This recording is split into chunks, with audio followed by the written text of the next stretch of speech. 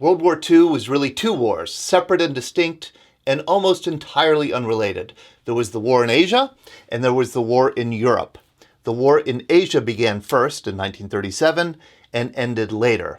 The war in Europe began in 1939 and ended 75 years ago tomorrow on May 8th, 1945, VE Day.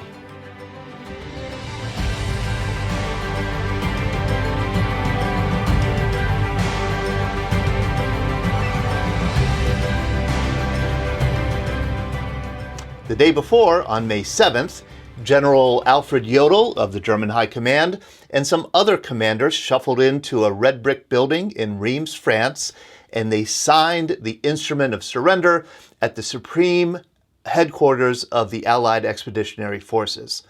It was very important to have a German military commander sign the surrender, because in 1918, at the end of World War I, only civilian authorities signed the surrender. So that allowed the myth to propagate in the years later that the German army had not lost the war, that the German military had not lost World War I, and that rather it was civilian politicians that had stabbed Germany in the back. And Adolf Hitler rode the wave of that myth to power in the 1930s. So it was important for SHAEF that a German general signed the instrument of surrender. We actually have a veteran who was there in Reims, France at SHAEF headquarters when the instrument of surrender was signed. Not only was he there, but he took pictures. Clarence Code Gomberg was a member of the 343rd Medical Battalion. He served in the field and also on a hospital train that delivered the German generals to Reims on May 7th. I'll let him tell the story and show the remarkable pictures he took that day. We had orders to go back into Frankfurt, Germany. We pulled in behind the IG Farben ammunition plant. And the following morning, on May the 6th, 2 ambulances pulled up and unloaded 8 litters, men wrapped in blankets. And once we put them aboard the train, I remember it was car number 6, they took the blankets off, and here were 8 German officers.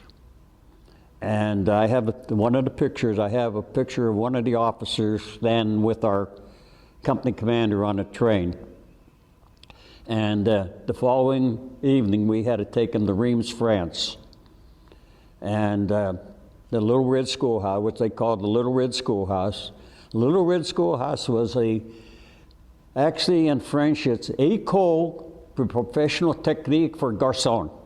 A school for technical professional for technicians for boys. It was big as Canadian melon. I followed the men, went up to the 2nd floor. I don't know where, I just followed them. That's it was it. I had this little Kodak Brownie camera, and I was able to turn around, and General Eisenhower just came down. His office was, I think what I was told was on the 2nd floor. He came down and sat down alongside of General Montgomery, and I snapped a picture. Then I turned around and snapped a picture of General de Gaulle, and then they chased me out of there. Thanks for joining us, and if you want to keep hearing some great history and veteran stories, please do follow, like, and subscribe to the Veterans Breakfast Club on your favorite social media platform and visit vbcpgh.org. I'll see you soon.